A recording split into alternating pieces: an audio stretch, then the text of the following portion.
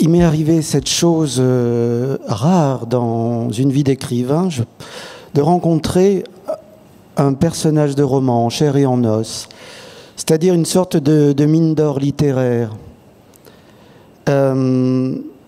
Quelqu'un qui était un personnage de roman à la fois par son vécu et par sa psychologie. Quand je l'ai connue, cela faisait des années qu'elle était recherchée et qu'elle vivait de petites arnaques, d'escroqueries aux petites annonces.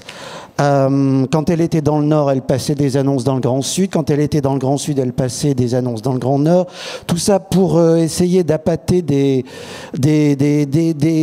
pauvres cœurs, des hommes qui cherchaient le grand amour, quoi. Entre autres, elle essayait de louer des villas qui n'existaient pas, etc. Ce qui était touchant, c'est que c'était toujours voué à l'échec. Il y avait toujours un moment où ses idées les plus lumineuses finissaient toujours par se retourner contre elle. Et elle devenait une sorte de pied nickelé en fuite, puisque tout s'effondrait pour un détail qu'elle n'avait jamais réussi à prévoir. C'était mon contraire, c'est-à-dire, enfin un faux contraire, c'est-à-dire que tout ce qu'elle osait, je me l'interdisais. Toutes les lois qu'elle violait, je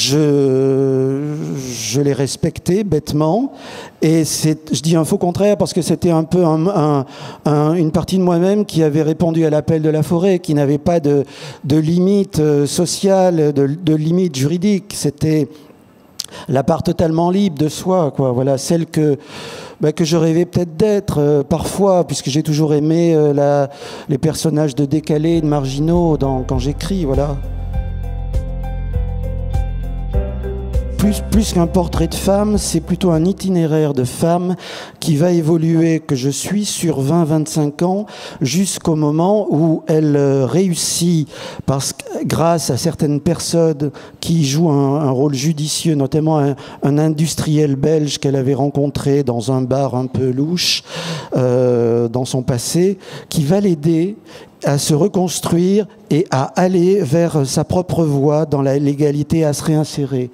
Et c'est ce chemin vers une forme de rédemption, de sortie du tunnel que je raconte. La seule victime de tout ça, c'est l'industriel belge qui a fait faillite en voulant l'aider, en lui achetant des boutiques qui ne marchaient jamais. Mais il a réussi à la reconstruire et à la ramener à la surface.